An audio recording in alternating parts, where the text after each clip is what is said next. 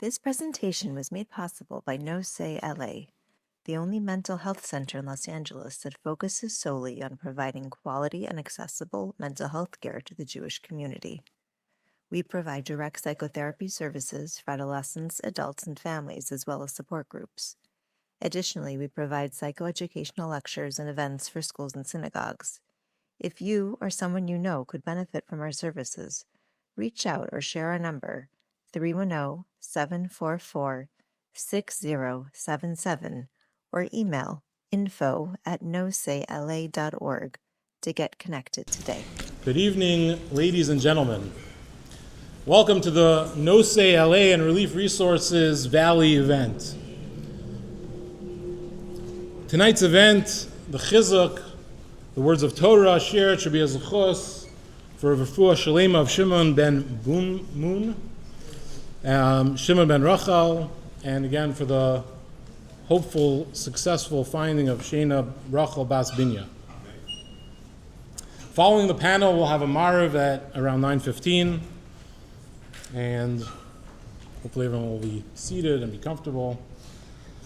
Rosh Shmuel Rozovsky, the great Rosh Yeshiva of Panovich, points out the pasuk in Tehillim says, "Ma rabu ma'asecha Hashem, kulam b'chachma asisa." When Hashem created the world, He created the creatures, He placed within them their nature, survival instincts, the things that they require to enable them to survive.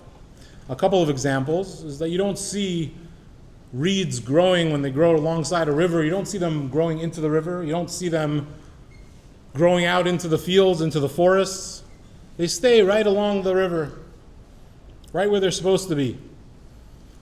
The river's not hospitable to them. The forest is as well.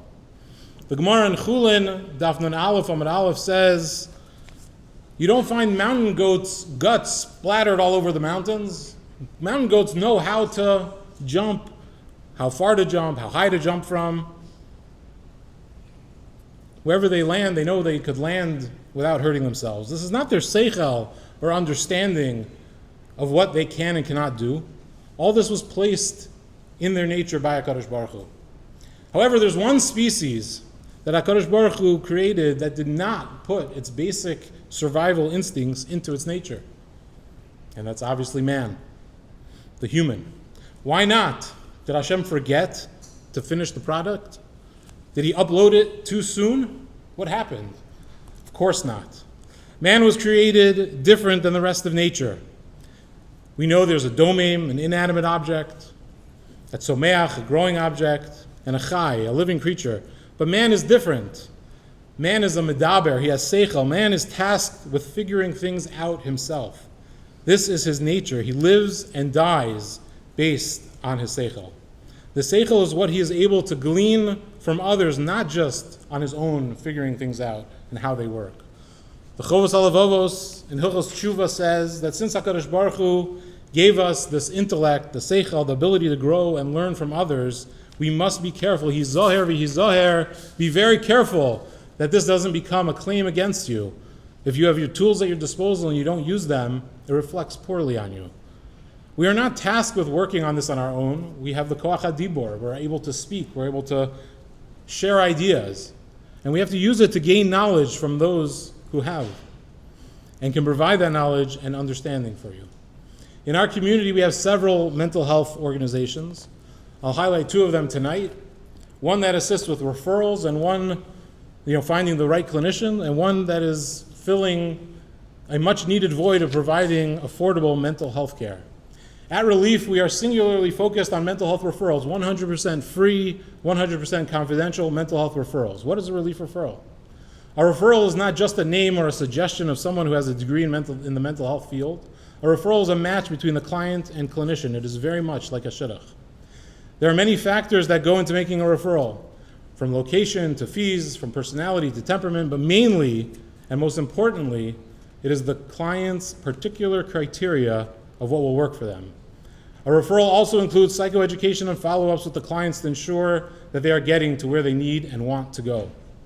People often ask me, what is the biggest issue or challenge facing the community?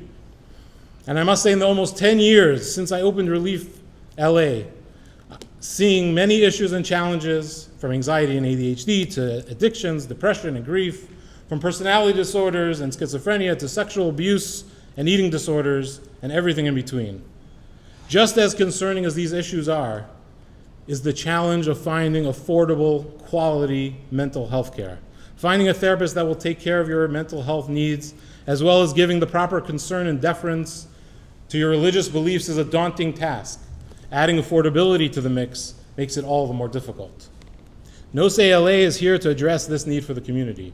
Yehi Ratzon that we should be able to continue our work together in this Avodas HaKodesh, helping build a stronger community. Abias Goel Bimhir Yameinu. Amen.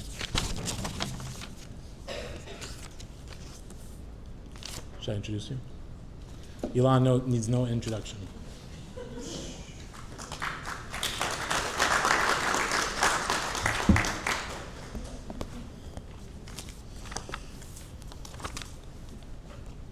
Brought my kids with me. So they're right here. It's my baby's 2-year-old birthday today. So, I want to start with a story or a scene that I think most parents have lived or experienced before. Anyone who has had little kids can remember there was a point in time where you had to teach your child how to ride a bike. And remember what that experience was like. I did that recently with my oldest. He's 7 now, and he knows how to ride his bike well. But there's this period of time where they're on the bike, they're wobbling. You get a sense of the panic that the child is experiencing as well. And they're saying to you, don't let go, don't let go, don't let go. They're constantly looking backwards at you and saying that. And what's interesting is you might be holding onto the seat, and your heart might be racing a little bit more than their heart is racing related to what's about to happen. That's the scene and the experience that I had. And what I was realizing is, because you knew what's about to come, there has to be a moment where you have to let go. There has to be a moment where, to allow them to be able to accelerate and succeed, they have to be a little bit off balance, and they might find themselves possibly slipping, possibly falling as well. And it's really, really one of the hardest moments that parents experience, but it plays out in many places the rest of parenting as well. And that really is, if you hold on forever, the child doesn't learn to grow, and if you don't let go, they never learn the balance that they need. If you let go too fast, they're going to crash, and they may be afraid. They may not want to do it again. And at the same time, if you run behind them for too long, then they're not going to have the experience of learning the challenging things themselves. It's not really just teaching them a skill when you do this. They learn how to ride a bike. But in reality, what you are also doing for your child here is teaching them how to become a person who can stand on their own and do difficult things. And really, the idea behind what we want to address and discuss tonight is that the art of parenting, and really in many ways the art of being a healthy person, is really learning when to hold on and when to let go of things. And I want to start by sharing that story out, and also first doing a thank you and an acknowledgement to my wife for letting me do all this work and be here. I love speaking around 7:30, 8 o'clock at night because it means I avoid bedtime. She's at home, and all the kids were awake when I left, and she had to put all 3 to bed, and it's my way of getting out of that. And what's interesting, and I think it's a fascinating thing to share as well as I do a little introduction to myself too, is, as mentioned, I'm Elan Javanfard. I'm from LA. I'm born and raised here. I went to Yavne, I went to Valley Torah, I went back to graduate school here in California at Pepperdine University as well.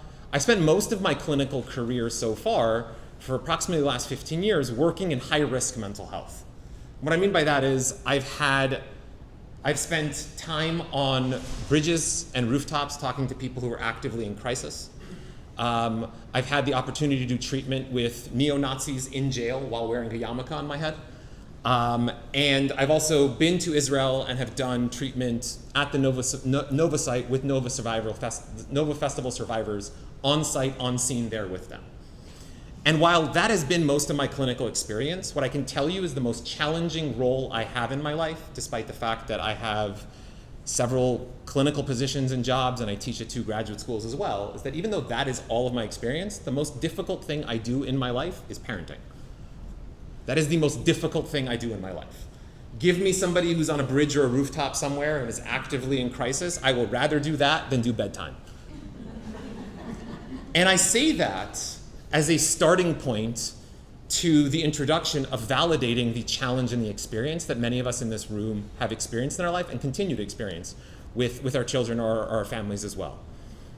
And the reason that this is a topic that I find to be meaningful and a discussion that I think is important for us to have during this particular time of the year is because we know that during the time of the year of the Omer, during this specific period of time where we are tasked with Sefartim Lachem to ourselves to count 7 complete weeks, there's an idea that this entire period of time, Sefer Chinuch tells us that this entire period of time is also not just supposed to be about counting something, but it's supposed to be growing towards something and creating growth for ourselves.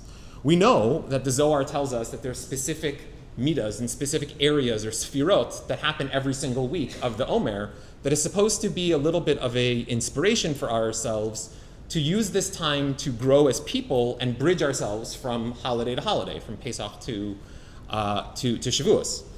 And I think it's a really good time for us to have a discussion and have a community-based event regarding learning how to grow and learning how to spend time as individuals in the growth process. Part of what is fascinating to me is I just bring this with me because I've been using it for a while now, and it ends up being a sitter for me for Mincha and Mariv as well. Mincha and Arvit, Mariv, conversation another time. But this is a wonderful book that was written by a rabbi in the city, Rabbi Lepar, who's a rabbi at Lincoln. He wrote this book on Sfirat Omer. It's called Ladder of Growth. It goes through every single day of the Omer, something that you can do for yourself individually and grow. Many of us have seen books similar to things like this, where we have a daily task when it comes to Lashon Hara, or a daily book on certain things. But it's phenomenal that it has davening in it. It also has the nights of the week, and it has all the sphere in there. And it goes through on a night-to-night basis. What can you do on small ways to grow and to help yourself become a better person? And I think that is it's a testament to the fact that on a Tuesday night, when there's many other things that could be going on, this room is full of people who are here to learn and hear about growth and wanting to work on ourselves and wanting to work on ourselves as a community as well. And the central tension that I want to address and discuss in the time that we have tonight is really this tension of what growth is, what it's supposed to mean, and what it's supposed to look like. And the starting point, whether we knew this or we didn't know this, is that growth is not supposed to be comfortable. It's not supposed to be easy. It's fascinating how people who go to the gym frequently and exercise are aware that the best way to strengthen yourself is to work out till failure. It's a concept in the gym. You work yourself till failure and you learn where your end point is. And when they fail, meaning they can't lift anymore, the person in the gym feels accomplished and successful because they reached their breaking point. That's when they grow and they learn. And in life, we oftentimes don't experience that challenge. We don't understand that or internalize that challenge. We view it a little bit more through this lens that pressure comes disappointment, misunderstanding, challenges.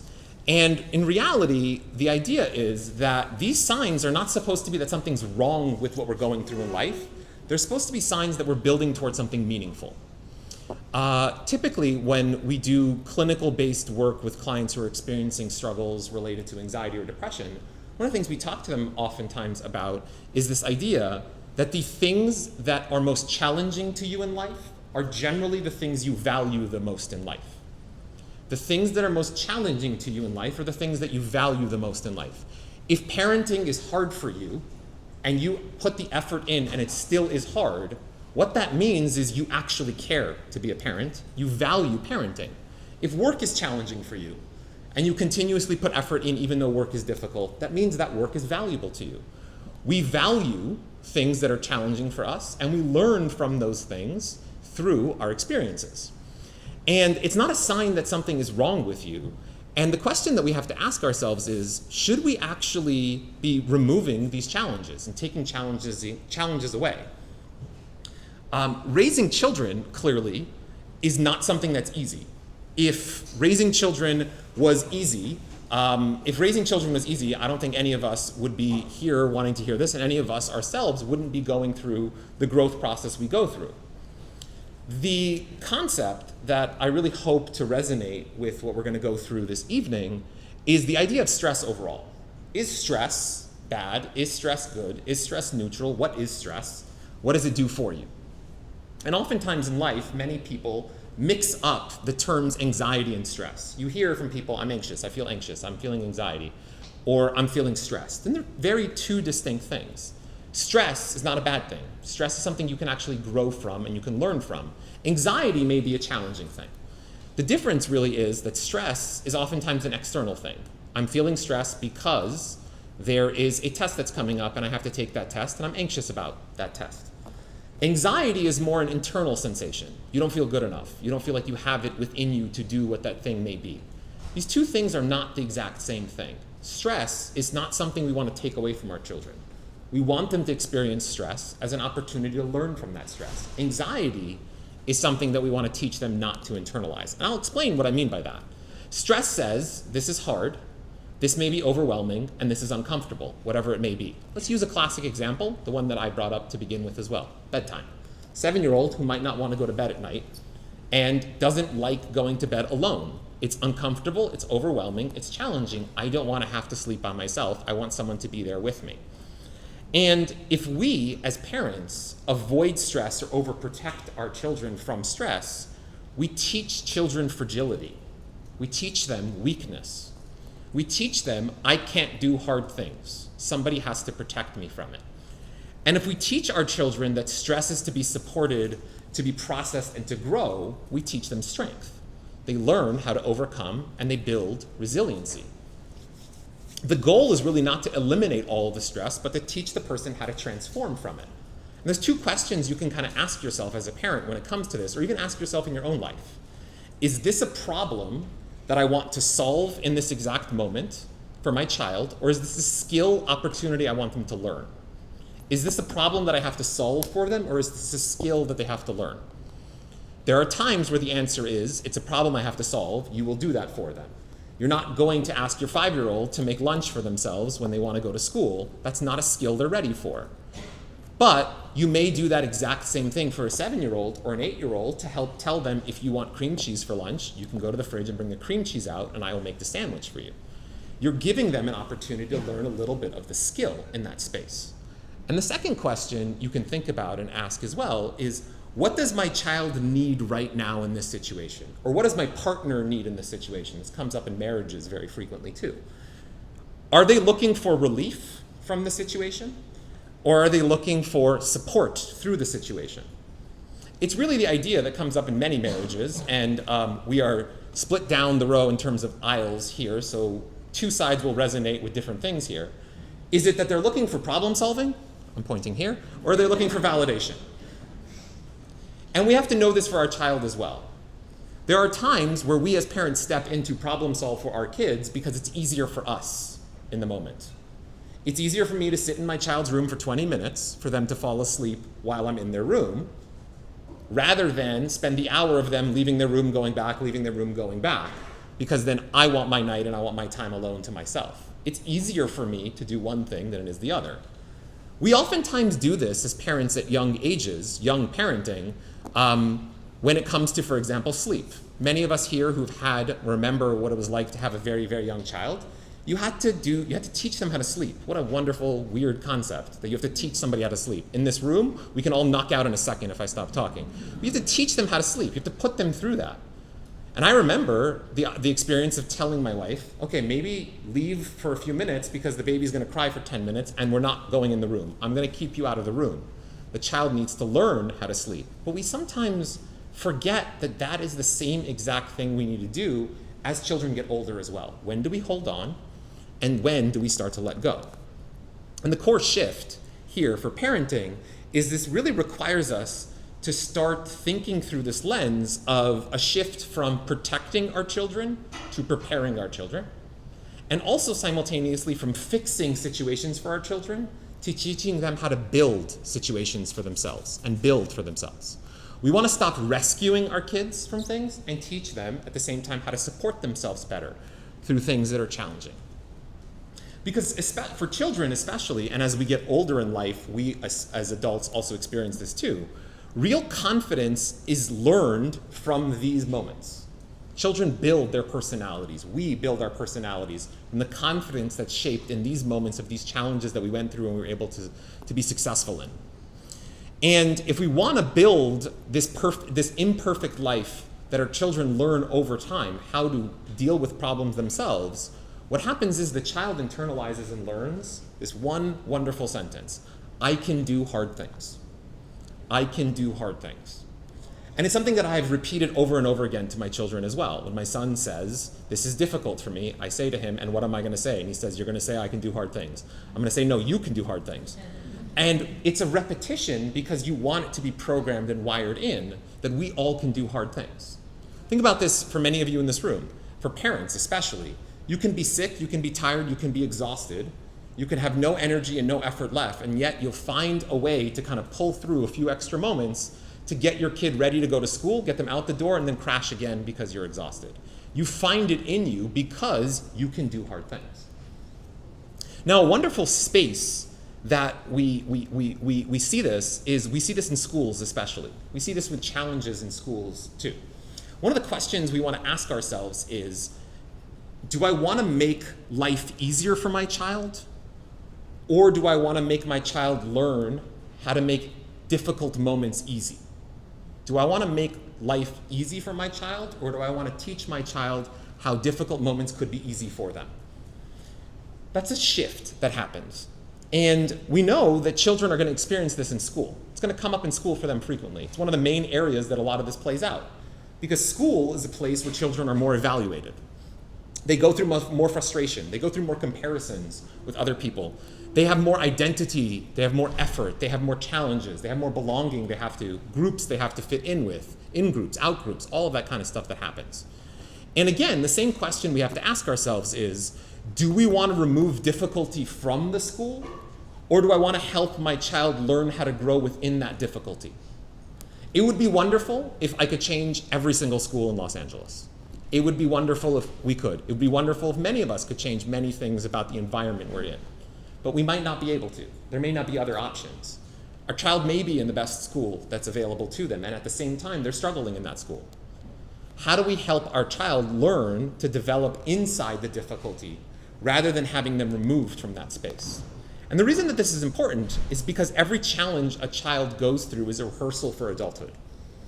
It's a rehearsal for them to what they're going to experience again at another point in time in their life when they become an adult as well. And what we want to distinguish for our children, and this is a main factor, and I would say for children of all ages, it's not just little kids, is this difference between discomfort and danger. The difference between these two things. I remember we had the opportunity of our parents taking us on a Pesach program this year, and we were there for the first half of Pesach, and for the second half, we were by my in-laws. We came back to Los Angeles. It was nice for us because we got half the time of doing Pesach programming stuff and half the time of eating real Sephardi food for Pesach. So we got the best of both worlds. But on the flight, in the airport, before the flight, my wife and I decided we're going to have this conversation of like how we're going to parent the children on this program. And one of the things we thought of was, unless they're doing something that's a danger to themselves or others, we're going to let it go. And had that conversation. It's fascinating because danger to self and others are the two criteria in mental health where you hospitalize a person also. So like that was where that came from in my mind. But like, unless we need to hospitalize the child, danger to themselves or others, we'll let it go a little bit and we'll tell them that you're on vacation. You have to have middos, you have to be proper, but you can enjoy yourself. You can be a little bit, you can stay up a little bit later, you can eat ice cream before you eat your lunch, and experience that as well, because it's not dangerous. It didn't need to be something that we had to stifle and put a roadblock in front of. Discomfort for many children is going to include things like nervousness, being embarrassed, frustration, uncertainty. What's fascinating to me is that embarrassment is a highly underexplored emotion in life. Embarrassment is a highly underexplored emotion in life. There are so many things that we have never tried, never considered, have never put in the realm of our possibility because we were afraid of the embarrassment of even doing it. We were so embarrassed to think of it. We were so embarrassed to even consider it. It's really underrated as a children's emotion to be able to just throw caution to the wind and still be safe, but try something that you would never want to try. And those aren't dangerous. A child who goes through embarrassment, that's not dangerous to the child. A child who gets frustrated, a child who experiences uncertainty, that's not dangerous. The dangerous things are when the child has to have ongoing shutdown. They block out and they can't experience life and they can't proceed. Or the child or the person is unable to function. They're not getting out of bed to even go to school. They're going through persistent avoidance of doing things over time. That is dangerous, and that is where we want to step in. Because if we start to confuse this component of discomfort and danger with each other, what we're doing is we're intentionally teaching children hard means stop. We're teaching them intentionally hard means stop, rather than what we want to be teaching them, which is something that's hard means I'm growing. Something that's hard means I'm growing. And the shift in our parenting style, or the way we speak, even how we speak to our partner, can really come from this idea of, instead of saying, it's okay, don't worry about this, or I'll fix it for you, or you don't have to do this, you can simply start with the shift of, this is hard and we can do hard things. You can start with the shift of, I'm here for you and we can figure this out together. Or, how about I start the first steps and you continue from here? For example, my son, again, I use my kids as examples all the time, is obsessed with Legos and loves Legos. And the first few steps are always difficult. I can't find these pieces. I don't know where certain things are. I don't know if I can build a 400-piece Lego set. Okay, so what I'll do is what we learn this from cooking. I will do what we call mise en place, which means I will arrange everything in the order, or the pieces, in the shapes and sizes they need to be in at first, so that he can then know where things are and start the process. Now, 2 years ago we did that. We don't have to do that anymore. He's learned that he can do hard things, and he can put things in the order they need to be in to make it easier for him to find all the pieces. He sets himself up for success, rather than feeling like this is difficult and I'm going to give up. And that's small for little children, but it's something that you can actually learn from and get a lot more from as they grow up as well. If it's not going to freak anyone else out here, one of the things I do when I get comfortable in talking in a setting is I often take my shoes off. It's a weird thing, but go with it. I also have sciatic pain, and just feeling the ground actually will help me not be in pain, especially because I spent the entire day in the urgent care yesterday getting an injection to be here.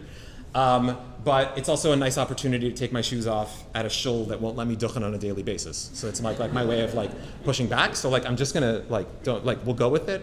I purposefully wore kachol lavan just in case. I had the chance to do that as well.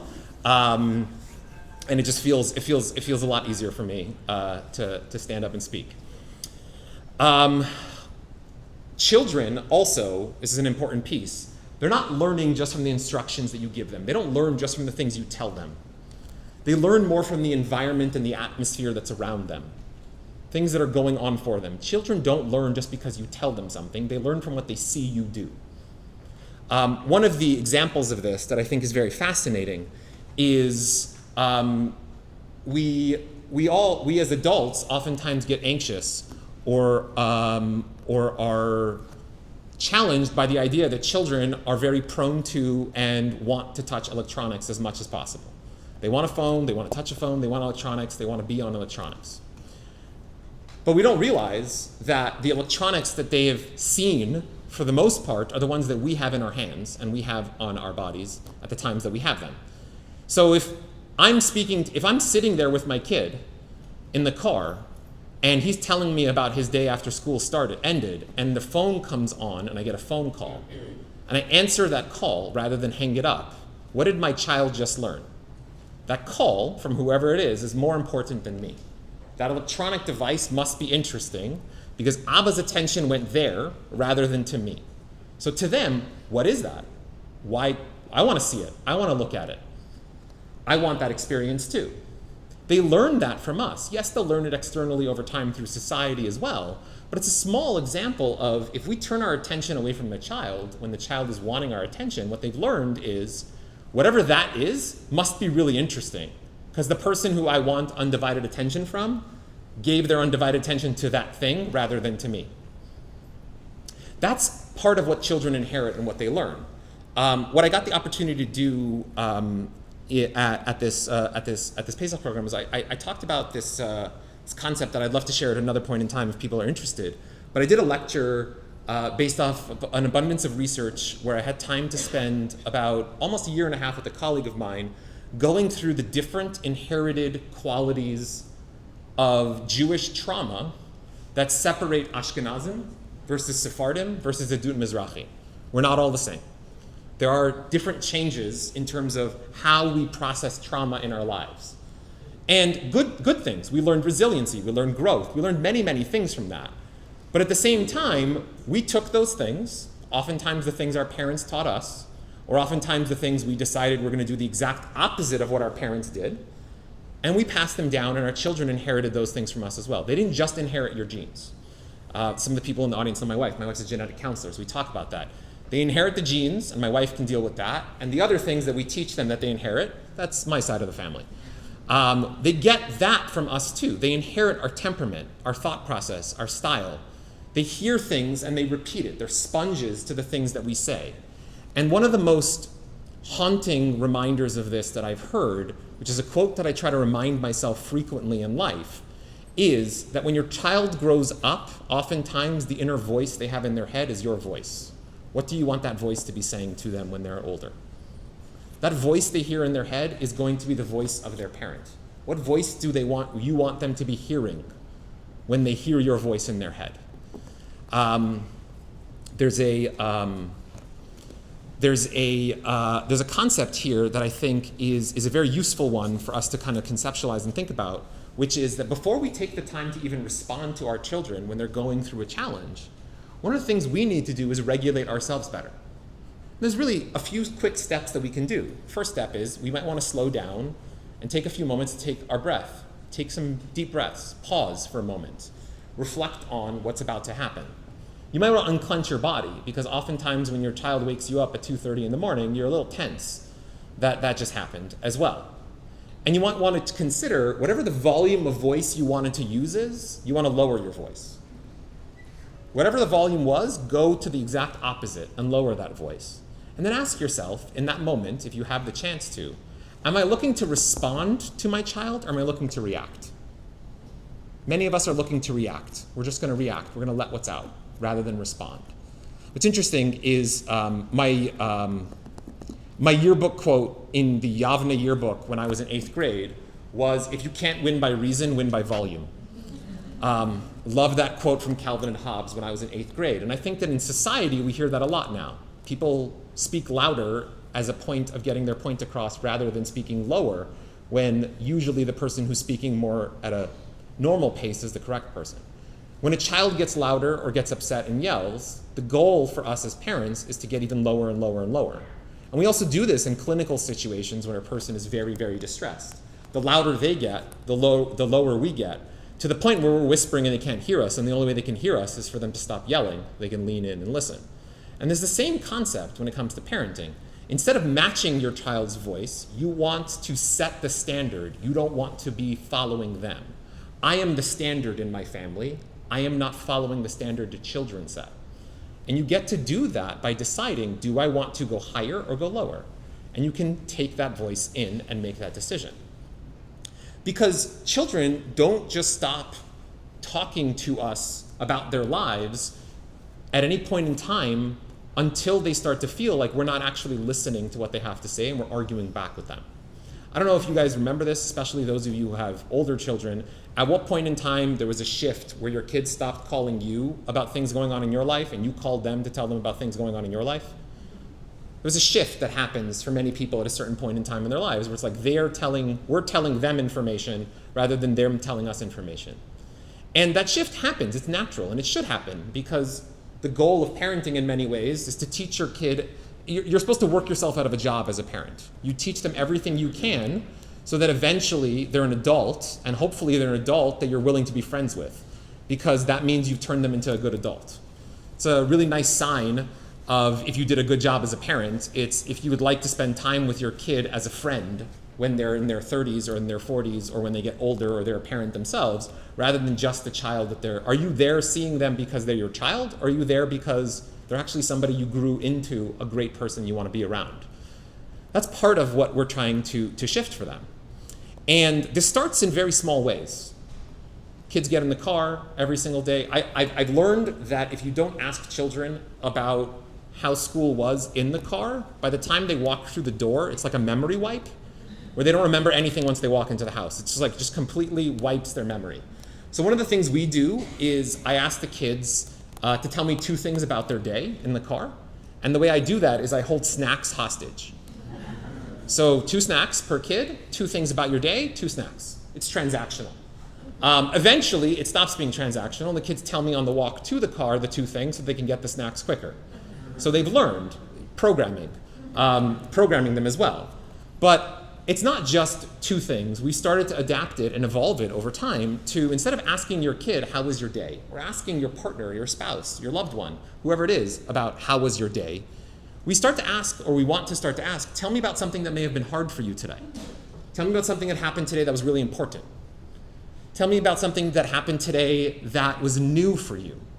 And the idea of this is not really just to try to fix those things, but it's to understand the hard they went through and what that was and what that builds for them. And there are people who listen to this and are hearing what I'm saying and will think to themselves, okay, but like your kids are 7, 5, 2. You haven't screwed them up as much as I have yet. I don't know if that's true. I have a therapy fund already available for them. I can't remember who told me this, but I learned it that parenting is 50% Tehillim and 50% parenting. So it's like really not up to you in the end of the day anyways. But the concept that many people hear from this is like, okay, like you're giving me great eitzas for if they were young, or if I had the chance to go back 10 years or 20 years or wherever it was. But what about now? What about when rupture has already happened? What about they're older already? And what we have to remind ourselves, like the Omer tells us, is that every single day is a new opportunity. Every single day is a new gift. It's a new experience we have every single day. It's another opportunity for something to happen. I was giving a shiur recently on the value of self-worth. It was a women's shiur in regards to learning better self-worth in our lives. And one of the standout points that that somebody mentioned to me was I talked about this idea that every day we wake up and the first thing we do in the morning, or the first thing we should be doing in the morning, is we say moda'ani, we say thanks. And I think that for many of us, the sentence in Hebrew moda'ani has just become rote. It's just words that come out of your mouth. We may not realize what we're actually saying when we say thank you. One of the things we're actually trying to say is, thank you for giving me another day. Thank you that I exist today. You didn't have to let me exist today, but you let me exist. And what that means is that the world couldn't go on without you for another day. The world needed you today. You wake up tomorrow morning, which I hope all of us do, obviously. The world needs you tomorrow. Each day that we get is a new opportunity where the world needs us, which means that each day is another experience and another time where we can actually shift and change things. And we can string a bunch of good days together to create new meaningful changes in our relationships, especially when it comes to parenting as well. What happens is that when a family goes through a rupture, oftentimes people start to think that that's a failure. And really what it is, it's a failure if we don't do what matters the most next, and that is the repair. The repair is more important than the rupture itself. What happens between us doesn't define us as parent and child. What happens afterwards is just as important. And what that means is, anytime we go through a really sticky moment with our kids, or we go through a challenge or a difficulty with our children, one of the things that we want to be mindful of as parents, or as people who are trying to grow, or even with our partners as well, is that a strong repair in recovering from a situation has 3 small parts. It's really easy to remember as well. 3 small parts. The first thing you want to do is you want to name what happened earlier. You want to name what happened. Earlier in the day, I yelled. Yesterday, I yelled at you. The second is you want to take responsibility for what you did. No justification. Not, I yelled at you because you blah, blah, blah, blah, blah. I yelled at you and that was not okay, and it was not your fault how I responded. It was not your fault how I responded. It's part 2. Part 3 is telling the partner that you are growth-oriented. I'm trying to work on staying calmer next time. I'm trying to work on myself to be calmer the next time around. And for the 4th step, which is optional, you can invite the person and say, if you want to talk about what happened, I'm here to listen. If you want to talk about what happened, I'm here to listen. It's more important for us to be doing that than it is to just even have the thing go right the first time around. Oftentimes, broken ties can become stronger through the bond that happens after the fact. We know that people who go through, I have this experience myself, people who break a limb or go through a really challenging physical experience, when they go through physical therapy appropriately, properly, all the way through, can oftentimes have that part of their body stronger than the other side. A person can break their arm and go through physical therapy, and if they do it properly, that arm could become stronger than the arm that never broke. The same is within our relationships. If the person is still there and is willing to give you enough trust to repair, repairing takes small steps. We name what happened earlier. We take responsibility. We share that we're willing to grow, and we invite them, we don't force them to try to make that change. And I want to take this back to reminding ourselves of the analogy that we shared at the beginning about the bike. The goal was never to prevent the child from falling. That was never the goal. That's not what the goal of riding a bike is. The goal was never to eliminate the wobbling as well. The goal was to teach the child balance and how to balance on their own. And the more you can build that inner voice of that child of I can try, I can fall, I can build back up, I can do it again, the more we can promise that child that life is not going to be without struggle, but we promise them something deeper, that in that wobble, you're not alone. I'm here with you. And in that struggle, I'm also here with you. And if you fall, I'll be there to pick you up as well. We're not supposed to promise our children that life is supposed to be without struggle. We're supposed to give them something stronger, and that is supposed to be a belief that they can face that struggle and know that they don't have to face it alone. And I want to give one just idea, and I'll close with this story as well before we invite our panel up as well. If you haven't gotten the chance, we have comment cards and question cards in the back where you can fill out a question if you want a panelist to answer one of the questions as well. We will have time for some additional questions for the panelists. One of the thoughts that really resonated with me in many ways is this idea of stringing along good moments in our days. Stringing along good moments in our days. And what I mean by that is, and for many of us who are frum and we get up in the morning, we daven every single morning, we say, like I said, Moda'ani in the morning, we go through those experiences in the morning, the hope is that our religious experiences we go through in the morning give us meaning. They give us some kind of sense of accomplishment. I did that this morning. I have a colleague, a friend in the audience, Seth. We go to Daf Yomi together in the morning. 6 a.m., I'm done. I did that. I accomplished something. I finished something this morning. So you have a sense of accomplishment, sense of purpose. A small analogy for this, which really resonated with me and I thought was powerful, is there's a wonderful commencement speech on YouTube from a 4-star general in the Navy. 4-star general in the Navy SEALs. He gives this wonderful commencement speech. And one of the things he says in the commencement speech is he says that everything I learned about being a 4-star general, everything I learned about being a man, everything I learned about being a good person in life, I learned from making my bed. I learned from making my bed. And he says that every morning we get up in the army, and the first thing we do is we make our bed. And we go through the entire day. And what happens is, by making my bed, I did something. I accomplished something small, and I feel accomplished for that task.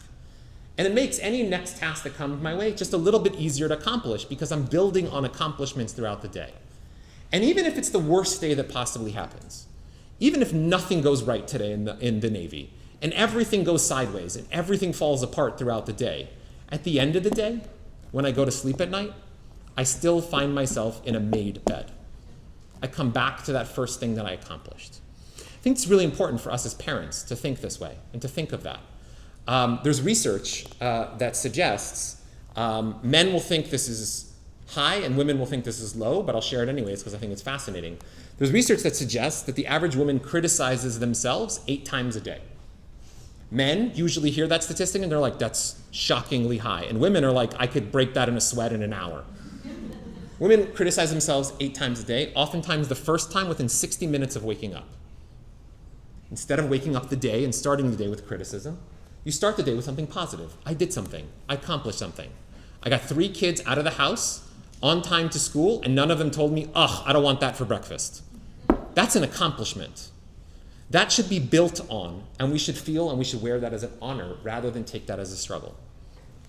And I share this with you again from the lens of it's not easy for any of us. I've gone through extensive clinical training. I've gone through many experiences of working with challenging people. And again, as I said at the beginning, being a parent is the hardest thing that I do.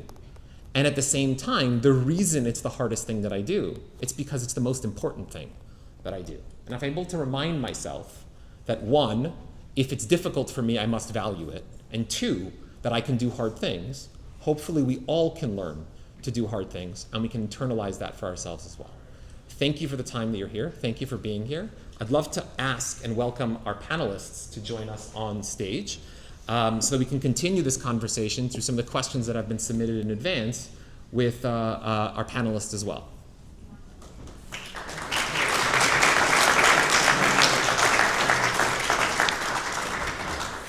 Oh, before I forget, our plan is to daven Mariv after our panel, which will probably be around 9:15. So just to the men in the audience, don't run away. So if I can welcome our panelists to come and help join us on stage. Thank you very much, and we'll have everyone introduce themselves as well. My name is Dov Rosenbluth. I currently am the 12th grade Rebbe and Director of Guidance at Eula Boys High School, and I'm a licensed marriage and family therapist. I have a private practice in the evenings. That's it. You can say more. I will say more very soon, but I introduced myself, so I'll pass it along. Hi, I'm Yocheved Gohari. I'm the Mental Health Clinical Director of Wellness and Education Group. We accept many different kinds of insurances, including Medi-Cal for low income and certainly private pay. We're at many of the Jewish schools that your kids are lucky to be part of. And we do a lot of mental health counseling for kids. We specialize in kids. Hi, It's just a prop. I think it works for the. Oh, Hi. Hi, I'm Lindsay Vizu. I'm a licensed clinical social worker. I've been working in the mental health field for over 20 years. First in New York and last in Canada. I think it Hi. connects to. Hi, I'm Lindsay Vizu. I'm a licensed clinical social worker. I've been working in the mental health field for over 20 years. First in New York and the last 11 plus years here in Los Angeles. I have a private practice located on the border of Burbank and Toluca Lake, and I primarily work with older teens, young adult women, couples, parents of teens, and parents of young adults. I was involved in some of the initial building of Nosei, and I'm looking forward, God willing, to taking on to some more in the coming year or so. There is one question. If you guys have more questions, you can hand them off to me and I'll bring them up to the front.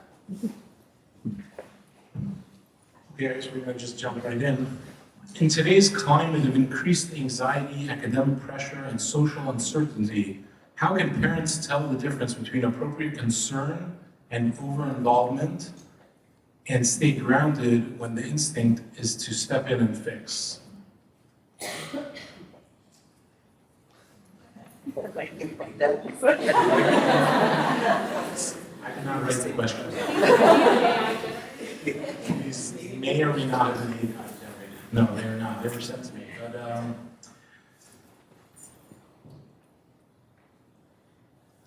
nowadays, I don't think it's a surprise to anybody, right? There's lots of anxiety. Everyone is riddled with anxiety, right? That's what I hear all day. So there's a lot of anxiety around. There's a lot of pressures. There's academic pressures. There's social pressures, right? There's a lot of uncertainty. What's the parent's role? How should a parent involve themselves and try to get involved in the struggles of the child, or maybe just take a step back? What's that balance? How's that? whatever he just said previously. Actually, Elan addressed that. I think it's something that you have to, and I'll say this about almost any question, you have to know your personality, you have to know your child's personality, and that has to work in cohesion. If it's something that is debilitating, so then it's something you have to get involved in. If it's something that they can possibly learn from, so the best way to do it is to validate the feeling, allow them to you be an open ear for them, and know that they do have the support that they can reach out to. But of course, everything is age appropriate. How much do you have to feed them to pull them in, and how much do you just let them know that they're there? I work mainly with adolescents throughout the day, so if an adolescent's not speaking, you don't go and start prodding them with questions, because you'll just get grunts. I happen to understand grunt, but most people don't. And you just let them know, like, I'm here, I'm available. How you say it, that's going to be your style. Do you say it just by saying everything okay? Do you say outright, I'm here for you? Do you just like bring them a snack? Whatever it is, your way of communicating with your child. And that's going to be different. That's something that you develop throughout the years. I think something that really resonated with me was hearing that anxious homes can develop anxious children. So I think that how we manage and protect the anxiety in our homes is part of how that can kind of help our children not experience that thing as well. And at the same time, generally speaking, anxiety is something that lives in the future. We know that depression is very past-oriented and anxiety is very future-oriented. It's a whole other conversation for another time. But when a person is too stuck in the future, they can become anxious.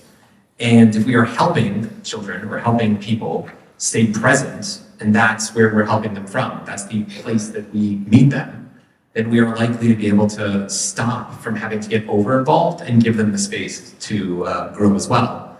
And I'm thinking this from a more macro level, rather than specific populations, but I'd love to hear from like a child perspective as well, or younger children, like how that might be addressed. So I always, regardless of whether we're working with parents or teachers or school, my priority one is to break it down into bite-sized pieces. Anytime that you have a number one, number two, number three order of operations, anytime that you can identify and break things down into smaller bite-sized doses, then you're going to be more successful with whatever it is that you have to accomplish. And particularly with anxiety, I like to give the kids the tool that you want to breathe through it before we even start solving it. So one of the things that we do at the clinic is we teach kids how to take breaths. We literally say, I want you to put a bowl in front of you, you have them cup their hands, and you say, what kind of bowl, what kind of soup are you holding in your hands? And they'll say, I'm holding chicken soup, and I say, take a yummy big breath of that chicken soup, and they do. And then you blow it out. It's way too hot to eat it right that way, right? You're gonna burn your tongue. So and make them do that 15 times. And whether they just scrape their knee and they're anxious about it, or they're in a lot of pain from their knee that they just scraped, whatever it is, you breathe through it before you break it down into bite-sized pieces. I like your Lego analogy. That was very good. I put the Lego pieces in order. So I just want to piggyback on something Elan said about what I'm going to call slowing it down. And when I say slowing it down, I actually mean for the parent.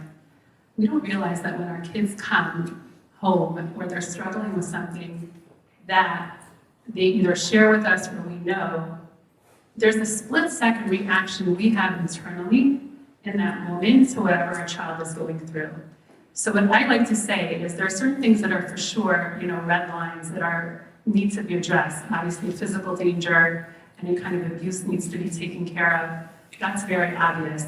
But besides that, I think it's very important as parents that we look at our relationship to the problem, right? So let's say, for example, we struggled academically growing up, and we didn't get the resources that we needed growing up.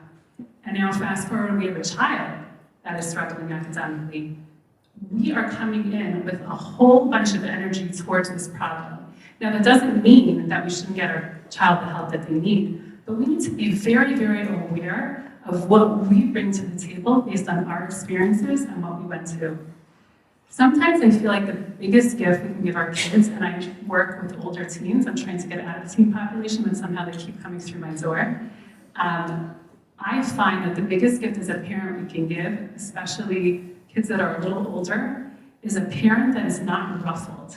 So if you're, let's say, teenager is having a major teenage meltdown, right? In that moment, check in and be like, oh my, I have a lot going on inside, right? So that means taking some deep breaths, taking a break, or just being aware. The biggest gift we can give our children is actually ourselves. And when we're able to stay calm, even if inside we're internally raging, we're actually showing the child that we can handle them, that they're safe with us, that it's okay to let out their emotion and nothing's gonna happen. And just picking back into what Elan said about, anxious homes can produce anxious children. To the best of our ability as parents, if we could really check in about what's going inside and slow it down for ourselves, that's the biggest gift we can give our children.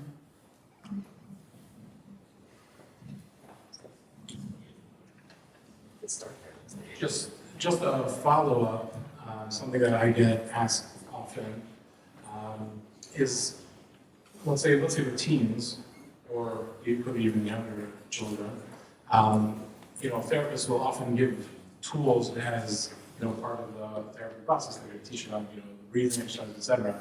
How do you keep them interested and focused on those tools, which they definitely need, and we all need to learn them and practice them? How do you keep them engaged in those tools when to them it seems so arbitrary and so like, oh, I'm just going to breathe, like stop with the breathing. How do we fix that? Just Not to put down the question, but if they see once that it helped them, teenagers are much better than adults. I know it sounds really weird, but they're not as jaded.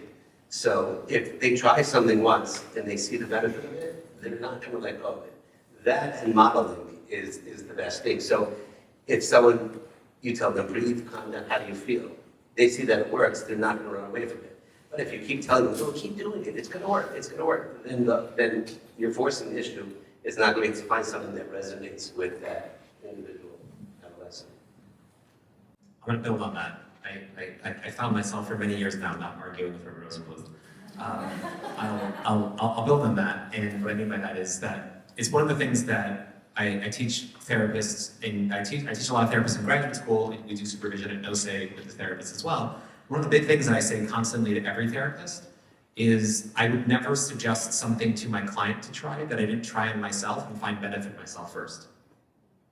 So as a clinician, as a parent, if you've tried it yourself and you can disclose in a way to the person you're sharing it with, I did this and this is how it helped me, there's more buy-in there.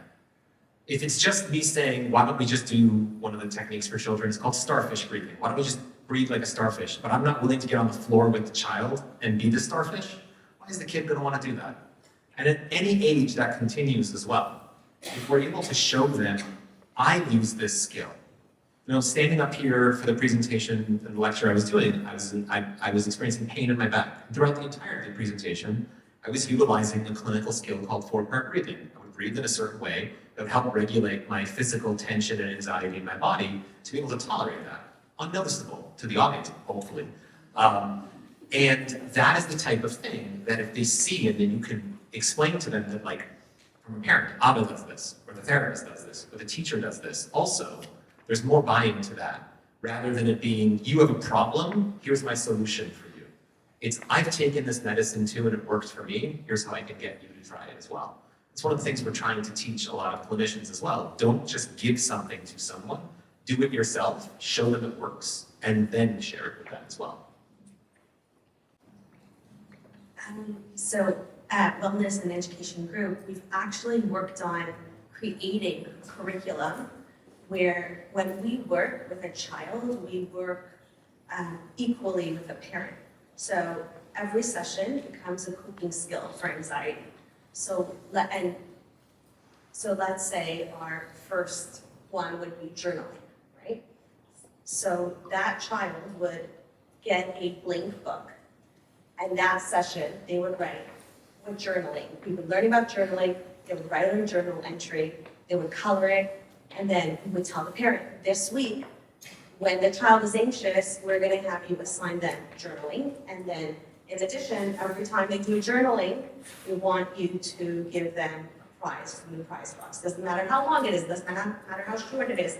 Just the fact that they were able to start on a coping skill is really where we want them to be. And then the next week, it'll be hopefully soup press, and the week after that, exercising. So at the end of a 15 session, they'll have 15 different coping skills. For anxiety, 15 different things that they've picked from or chosen to try, and at the end, they pick their most favorite 3. And at the end, they've also written a book. So it's not personalized. It's a book that's taken home to the family enjoys it. They've become this author, and they've published it for their family, and then there's a pride in it that other kids get to learn and grow from, right? So that's how I take care of it. I feel like in general there has to be buy-in. So again, I work with the older kid population, and I feel very much that the teens I work with, can sense the authenticity of the therapist in the room. So I'm joining them, like was said, in the exercise, or doing grounding, or doing breathing. I'm doing it with them, and they feel that. They feel that energy. I also will give a disclaimer because I know it's not a one-size-fits-all. There's a reason why there's so many modalities, so many A, B, C, D, E, F, Gs in therapy, you name them, right? There's a reason. There's not a one-size-fits-all. So I'll say, if you don't like this, that's totally fine. We can do something else. So they always have a way out, and really they're buying in and choosing to do what they're doing.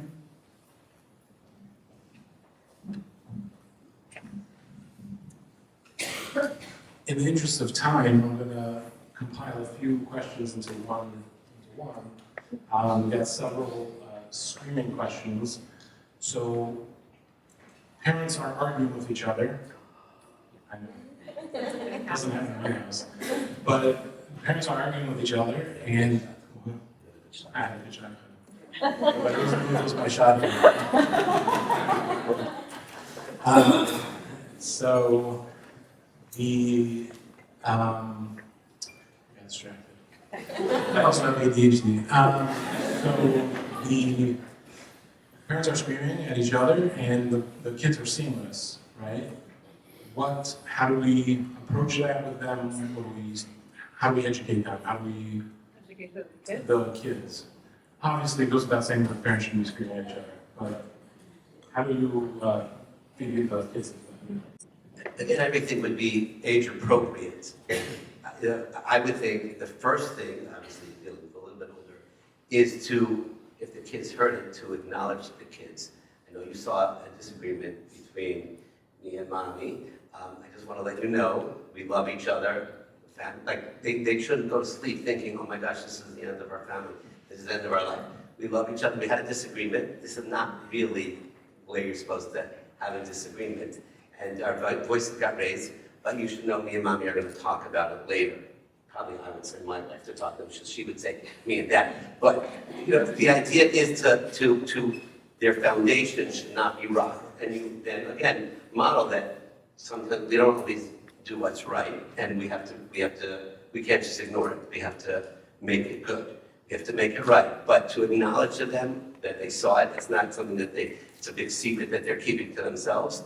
And you can even ask them how they feel about it, but I think it's really important to keep that foundation strong, to let them and even show them that you are still a couple, you're still a family, and we can disagree, and we're gonna work through this, but we're still a team, and as a family love each other. I'm noticing that a lot of questions are coming in, so I'm gonna try to be brief so we can get through as many of them as possible. I don't want to say anything different than what Rosa said. I want to build on that. I agree completely with what was said. We mentioned in the beginning about the repair, making sure that we repair. A part of that is don't gaslight your kids. Don't say to them, no, Abba and Mommy, we're just happy, we're excited. No, don't, be honest, be genuine and say sometimes we disagree. You know how sometimes you and your sister argue and disagree? We disagree on things. A different suggestion that I would make, and I think it's maybe flipping the question a little back to the parents instead of what do you do when the kids hear the fighting. We heard that. Rosa gave a great answer for that. As parents, this is so underrated, but we should schedule fight night. Like make UFC happen on your calendar. Schedule Saturday night, fight night. I'm not joking when I say that. instead of fighting when in the moment you're heated, which never solves anything because you're both speaking with your heads flipped open emotionally, schedule fight night. Saturday night, in our house, it's pizza and fight night. We are going to, we're gonna, I mean, that's a whole other thing. You write them down. You put down what you want to argue about. You come with your preparation. Women go to your girlfriends and ask them, here, I have fight night coming up, help me out with advice. Friends, good luck. As men, we're gonna lose, doesn't matter. But like, I'm being serious. You schedule the opportunity to argue so that you're not arguing in front of the kids, and you maybe even in the moment when you get angry and you want to say something, you can just say it out loud. I'm saving it for Saturday night. If you need something to yell, and it sounds paradoxical or counterintuitive, but we do this when it comes to many other things. We ask clients to schedule time to cry. We ask clients to schedule time to be worried. And when they do those things properly, they actually minimize their crying and they minimize their worry. The same goes for fighting. What a fascinating thing to see on your calendar, on your phone, fight night. It also adds to the levity of it because you know you're going into it and already feeling like this is hilarious. We're already breaking some of the tension. Well said. That was very fun. I'm going to say something really brief, and it's going to be. I want you to remember this. If your children saw you fight, then they deserve to see you wake up and apologize. You owe them that. Because the fight stays in their heart, and they've done studies on this. When children see parents fighting, they have the same brain chemistry and brain waves as soldiers who are stuck in war, in the middle of a battlefield. So you must repair that. That is PTSD inducing, it is anxiety inducing. So you say to each other, you know, I said this and that, I didn't mean it. You're really important to me. I want to make it better. I'm sorry I hurt your feelings. So your children deserve to see the repair. And that's what's going to help them build stronger, better, healthier marriages in the long term. I'll just say something very brief. So I would see the other spectrum, let's say of older teens who have parents that are not the parent audience here. They're totally checked out and really, it's sad. It's very, very sad.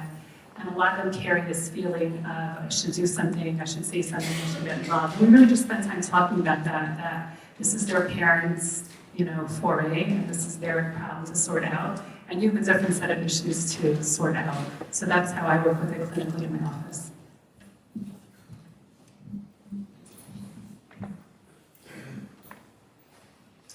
How involved should parents be in their children's friendships and in recognizing what their role models are, who their role models are, in this world of social media influencers, Jewish musicians, etc.?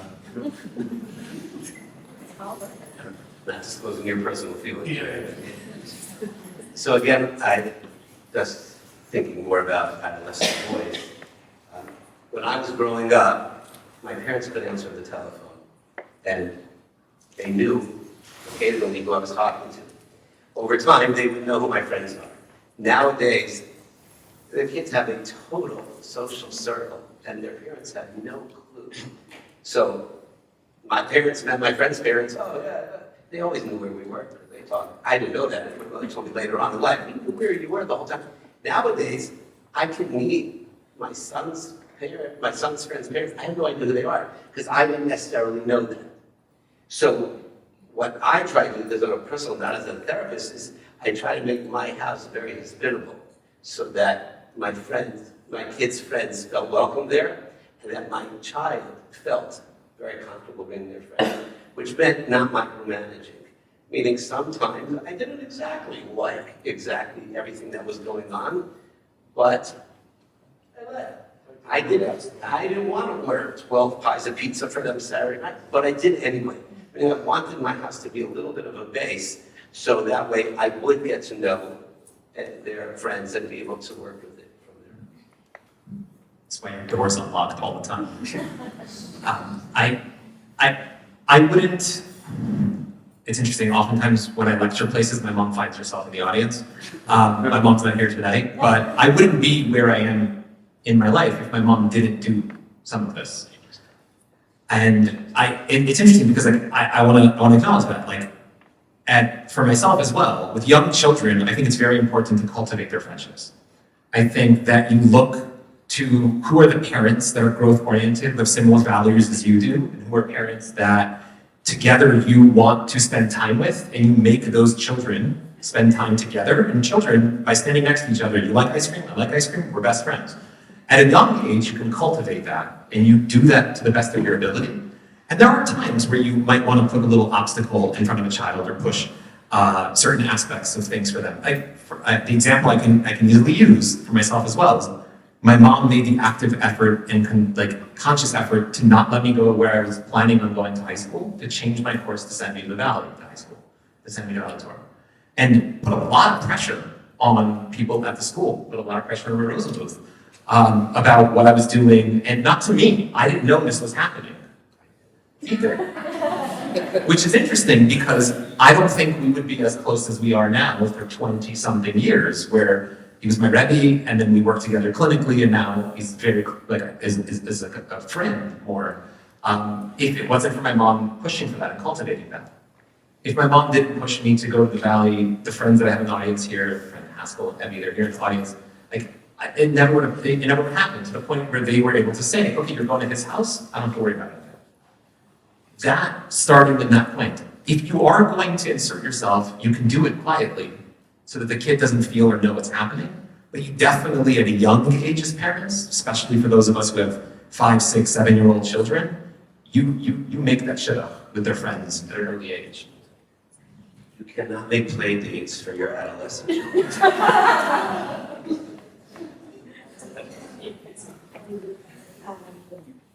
I echo a lot of what you both said. What I will say is, just like you do a reference check for Shidduch when you want to set up your child for that important moment, we moved to the Valley about 10 years ago, 13 years ago. I did reference checks for my children and who they play with. I sat in on MX graduating class, and I saw, my kids are not in YKLA, but saw who came out of that graduating class and when I liked those kids, and I wanted my kids to be like those kids, right? And feel free to pick up the phone and call your teachers, the Rebbeim, and ask, who should my kid be around? Who would be a good influence on my child? They're there to support you. They're a free, great resource, and they're knowledgeable. I want to say, don't underestimate Shabbos guests. I know in my family, when I think about inviting guests for Shabbos, I think about who will be a good match for my children, who do I want them to be around. That's an area I can cultivate, right? Even for my older children, because we're all sitting down to a Shabbos meal. And they might sit for a little bit and then leave, that's their choice, but they're seeing who I'm inviting into their home. I find that a way to, let's say, broach the topic with an older child, right, who, let's say, is in a social dynamic that you don't think is healthy for them, or the best influence on them, is to say something like, I see when you hang out with so-and-so, you're not the best version of yourself. I know you're someone who wants to be the best version of themselves. So that you're giving them the message that you believe in them, that you believe they could be the best version of themselves. You're giving them your perspective on what you're noticing, but you're not doing anything for them. Again, we're not making play dates for our teenagers. We can't control who they'll hang out with and who they won't hang out with. But we could give them some feedback about what we're noticing, about what we see, and what we really believe they're capable of.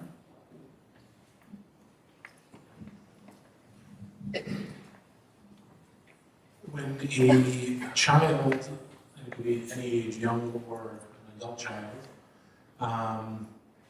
or another family member is struggling with a mental health issue, how do you speak to them? How do you encourage them to seek the help that they so clearly need?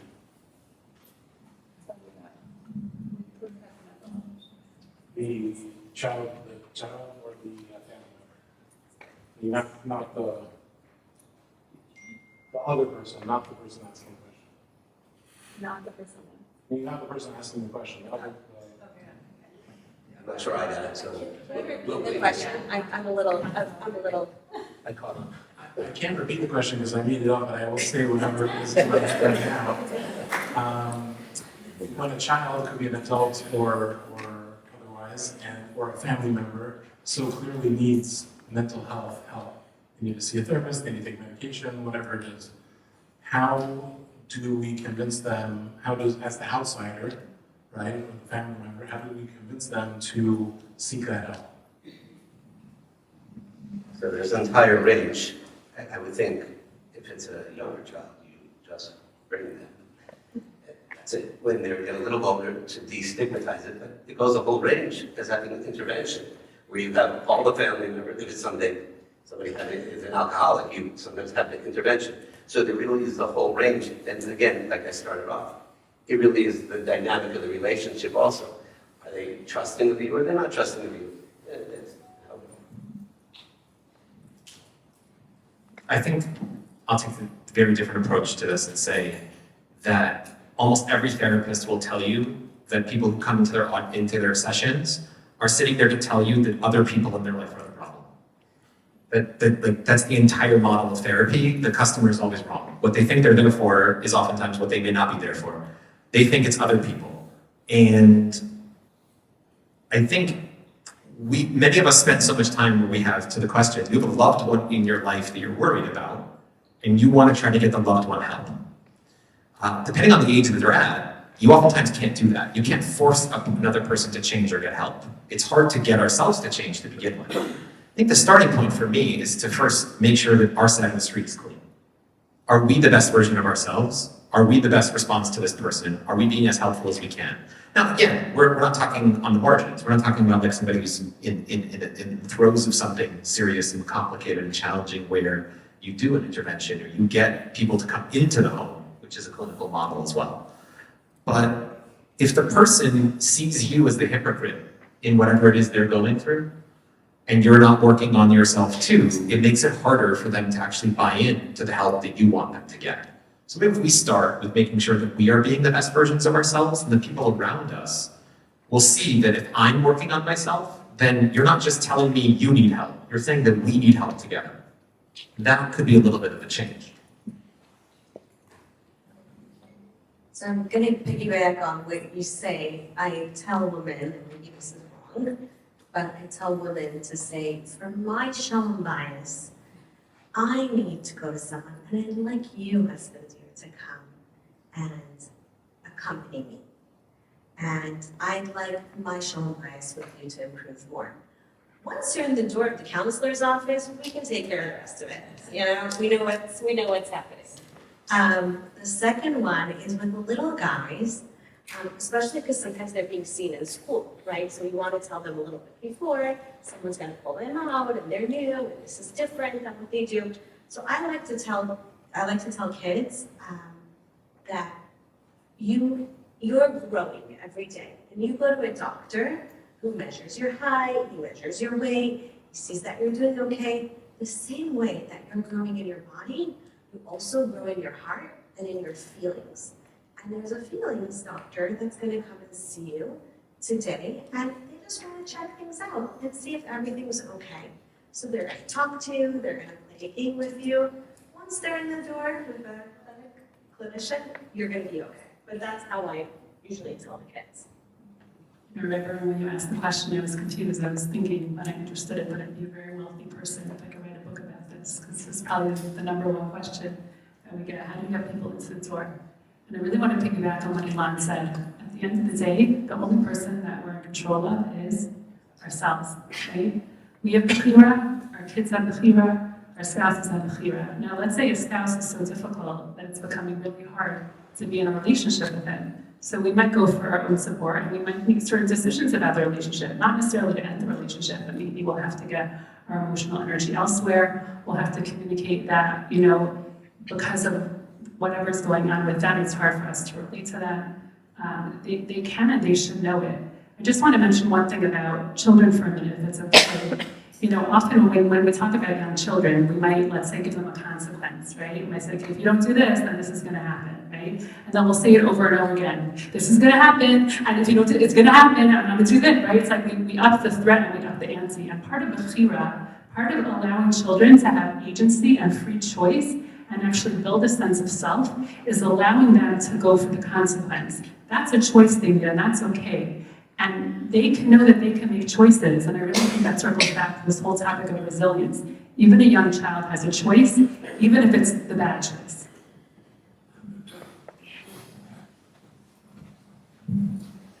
And for the final question, as parents often want to be, friends with their child. What is the role of a parent? Is it a mentoring role? Can they be friends? Or is it some other relationship? Some other relationship. Friends, there could be a friendship. It's an avo. But that's the icing. Meaning, it's how you start off, you and your children. Your children are entrusted to you by Kadosh Baruch Hu. And if there was a king that loved horses and gave you a pony and said, please take care of this, you would do everything that you could to nurture it. And let's say you had changed the hoofs or whatever. But if you change it would hurt the horse a little bit, be uncomfortable, you would still do it. Meaning, you have to do what's best for that child. Just because it feels good for you to be friends. You sprinkle friendship, but you're their parents. They're entrusted to you to bring them up. Obviously, that shifts as they get older. You're still the parent, but now you're not the adult in the room. You're both adults in the room, but that has to happen slowly over time. I think I mentioned a little bit of this earlier, but I really believe that the job of parent is to work yourself out of certain jobs with your child, and hope that at the end of the day, after you've successfully worked yourself out of those jobs, the person in front of you is somebody you'd like to be friends with. That over time, that happens. And yet my son can be 7 and say, Abba, you're my best friend, and I'm not going to disagree with him. But he's not my best friend. And I'm not going to say that to him also. I'm saying. The idea is that you want to cultivate them into a person that you would like to spend time with, and not you're forced to spend time with because they're your child. I read this somewhere, and it said that the only person who chose to love you in your life unconditionally is your spouse. Everyone else had an attachment to you that caused them to love you. And with a child, over time, the goal is, I will teach you everything you need to have to then become the person that I'm friends with. But I'm not your friend. I'm here to grow you into who you want to be. And if the child sees that and learns that from you, they'll have the right amount of respect for you to then be able to grow up into a person who can be your friend. And I think that happens, and it's a really nice shift I've seen in many, I've seen it with Rabbi Rosenbluth's kids through life. I'm friends with his kids, I'm friends with him. And to have a relationship with a father and a child and see that evolve is amazing. Same with some of my other friends. Their father is I'm friends with, and that wasn't our relationship 20 years ago. And that is cultivated based off of us all growing and changing to being the people that we need to be. But you can't start out with the perspective that we are friends. So again, I echo a lot of what you both said. It was said beautifully. The only thing that I want to add a little bit is that you want to make sure that when it's time to be a friend, you are the friend. When they're coming to you and they're crying, then it's that time to validate and to be with them in their pain. And once they've shifted out of that pain, then you can be a parent and say, well, what do you think? Could you have done that differently to get different results? That's the one thing that I'm just going to add. So when I think of a friend, I think of a very much reciprocal relationship in terms of sharing, right? So what you kind of just mentioned now, like if the kid is in pain or suffering or sad, right? Our role is to comfort them, to be there with them, be there in their sadness. But what if we're in pain and we're sad and we're suffering? Are they meant to be there for us? Unfortunately, I work with a lot of young people who's come from varied backgrounds and various homes that are not the strongest, where they have had to play the role of being the friend and the support to their parent. It's a very unhealthy place for that person to be. And we work together to realize that they can shift that role. So when we talk about friendship, that's what comes up for me, right? Again, we're not there to share our pain and our sadness with our child. Yes, we can say we're sad, we heard, some sad news, or we're uncomfortable, things like that. But to get really, really deep, like something that we would share very deeply with our spouse or a good friend, that's not information for our child.